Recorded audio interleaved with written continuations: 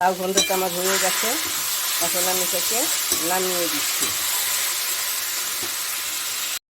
এই যে নুন হলুদ দিয়ে মাছের মাথা আর এই যে টুকরো টুকরো করা কয়েকটা মাছকে নুন হলুদ দিয়ে মেখে আমি 10 মিনিটের জন্য রেখে দিচ্ছি। মাছের মাথা দিয়ে লাউ ঘন্ট করবো, এই জন্য লাউটাকে নুন হলুদ দিয়ে আমি সিদ্ধ করে নিয়েছি। এখন আমি মাছগুলোকে ভেজে নিচ্ছি। আমার মাছগুলো ভেজে নিয়েছি। আমি এখন এখানে এই তেলে জিরা ফোড়ন দিয়ে দিচ্ছি এই যে শুকনো লঙ্কা দিচ্ছি আর একটা তেজপাতা ফোড়ন দিচ্ছি। এখন এখানে আমি পেঁয়াজটা দিয়ে দিচ্ছি।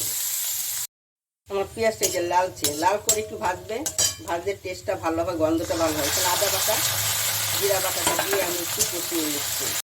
আমার এখন মশলাটা ভাজা হয়ে গেছে। এখন এখানে আমি এই লাউটা দিয়ে দিচ্ছি। এখন এই যে মাছগুলো ভেজে রেখেছিলাম, মাথার মাছ, এগুলো দিয়ে দিলাম। এখন এখানে একটু চিনি দিয়ে দিচ্ছি। যে যেমন চিনি খাবেন মিষ্টি সেই অনুযায়ী মিষ্টি দেবেন। লাস্টে একটা মশলা দিব, ওই মশলা স্বাদটা দ্বিগুণ বাড়িয়ে দেবে।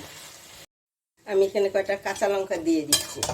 কাঁচা লঙ্কা দিয়ে আমি এটাকে ঢেকে দিচ্ছি। এখন এখানে এলাচটা দিয়ে দিচ্ছি। এই এলাচটা দেওয়ায় এর স্বাদটা দ্বিগুণ বেড়ে যাবে। এখানে একটু আমি আটা গুঁড়ে দিচ্ছি। চালের গুঁড়ো গুঁড়ে দিলে খুব ভালো হয়, তাহলে এটা জল ছেড়ে দেবে না, জলটা একসঙ্গে লেগে থাকবে লাউয়ের গায়ে।